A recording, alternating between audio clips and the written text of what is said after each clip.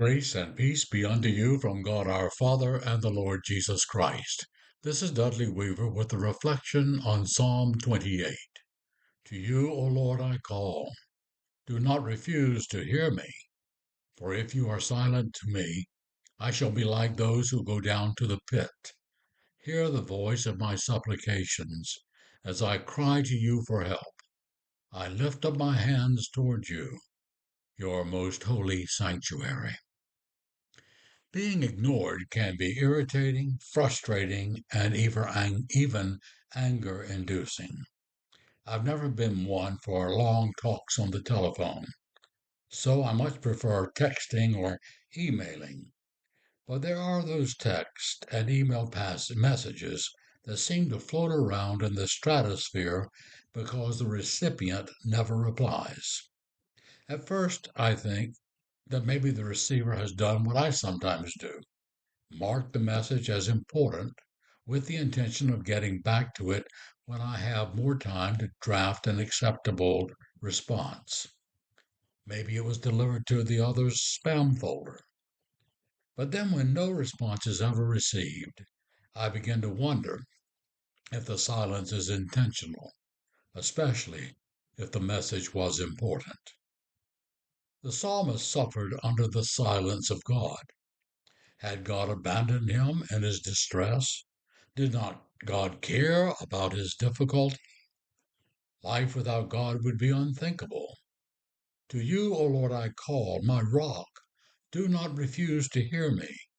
For if you are silent to me, I shall go down to the pit. I might as well be dead.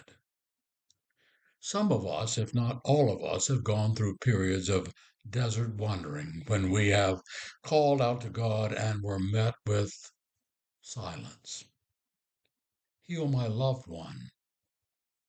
Heal me. Give me some direction, God. Is this the right path for me to take? I'm so tired, Lord. Tired of trying. Tired of beating my head against a brick wall. Say something. Show yourself. Make your presence known. I need you.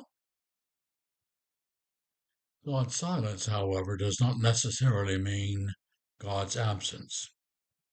Prayer, you see, is not a one-way conversation, it's a dialogue.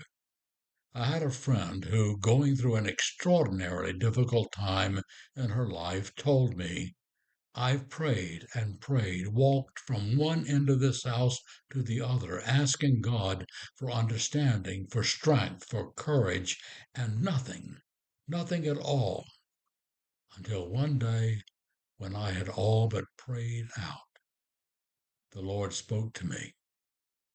If you would only be quiet for a moment, you could hear what I have been saying to you all along. Sometimes the silence of God is an invitation for us to be present before the Lord, listening for his word to us.